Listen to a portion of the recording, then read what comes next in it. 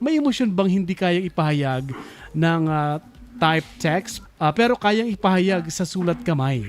May ganun ba yan? I think po dun sa part po na ito, kasi yung type text po, halimbawa gumamit po tayo ng isang Ah, technology sa yung messaging app, yung Word document. Kumbaga, kapag iba-ibang tao pero same po ng tool na ginamit, yung written po, yung kumbaga yung writing niya, yung typography, magiging pare-parehas po.